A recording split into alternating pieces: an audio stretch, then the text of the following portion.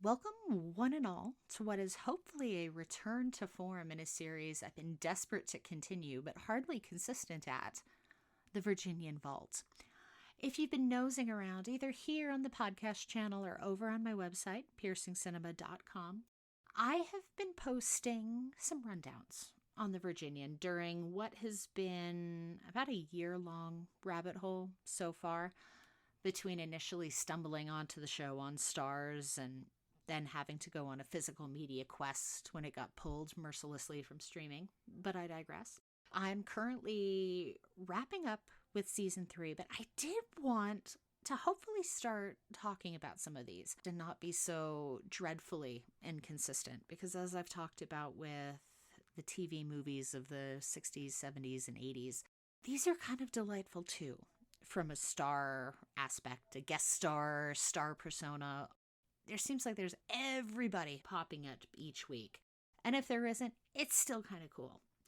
So jumping back in this week, I just finished season 3, episode 24 of The Virginian, entitled Legend for a Lawman. Now, this is a Virginian episode, which truthfully are my favorites. I was suckered in by James Drury's performance right when I started watching the show. He was a figure who I didn't know too much about. I knew the name, but very little else. And he's pulled me in with the depth and sensitivity in his performances with each additional one. So there's sometimes big gaps between the Virginian episodes because goodness knows he had a lot of filming to do. But I love those when they pop up. This episode sees Randy, played by Randy Boone. He is in a nearby town and unwittingly gets himself pulled into a bank robbery.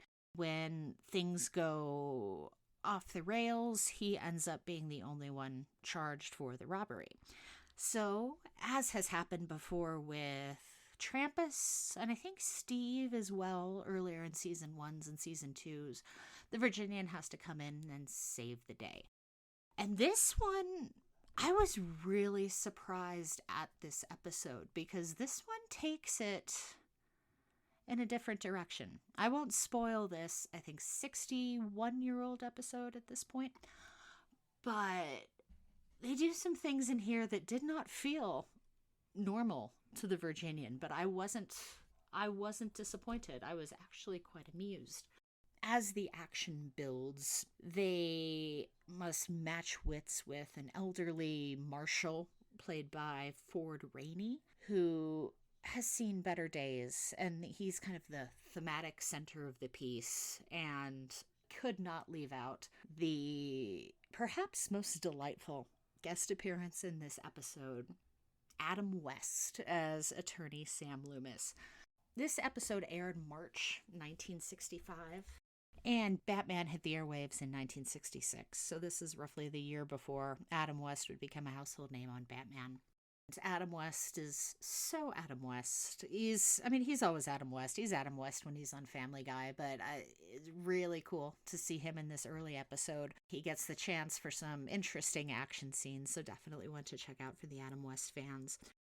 This episode, I liked what they were doing. They were making some stylistic choices that felt different for the Virginian. This one felt a little darker, a little more intense, and I even noticed them doing, the best description I can use is some Hitchcock-like cuts. So those who are familiar with, let's say, Rope, the famously, quote, single take, quote unquote, Hitchcock film. It wasn't really, but that's what they were going for. They would hide cuts in people's backs and in people's jackets. And I saw them doing that here in a few places. There's one really interesting shot where the camera tracks like squarely into the center of James Drury's chest, to hide a cut. And then, not really to hide a cut, I guess, just as a cut. And then the same with his back in a later shot. In these first, let's say, 2.5 seasons that I've watched, it definitely felt different. What I liked as well, there's some interesting thematic weight to this episode, held together very well by Rainey as the local marshal, Floyd Buckman. He feels, to make a comparison, those who have seen Cat Ballou, he is a less alcoholic version of Kid Shalene. This is a Wyatt Earp type figure who his best years have passed him by. He was a legend, 20, 30 years before the action, because I believe in the episodes that I've seen, this takes place roughly, 1890 or so. So 1860, 1870s, this marshal was a stoic, lawman figure who could come in, save the day, and bring a town back from ruin. It's not the case anymore. And this episode isn't afraid to examine the cost, not only on him, but on the town. And Rainey gives a very quiet but very powerful performance as he tries to come to grips with his age, his limitations, things that are happening, and honestly a reticence to acknowledge that. And it was a very powerful lesson, especially for those who joined last week. I talked about the 1972 TV movie, The Screaming Woman. And again, very similar, interesting takes on aging. And I'd say clear-eyed takes on aging, acknowledging that things change, but they're the same people. It's bittersweet, it's melancholy, but they bring it to a good place in the end. So this was an episode that snuck up on me a little bit. I might have rolled my eyes and went, oh, a Randy episode. Randy episodes, he's so sweet. He's so saccharine. I adore when they partner him up with Roberta Shore's Betsy, but I tend to struggle with some of his arcs a little bit more than, say, I like a Riker episode. I like a Virginian episode. So this found an interesting footing that I wasn't expecting. And the character arcs here, the stylistic play, this one was a little different and a little weird, and I really actually enjoyed that.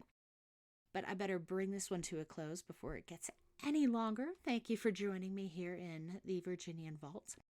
I am hoping to keep these consistent as I'm able to throughout, so stay tuned throughout my recurring series here.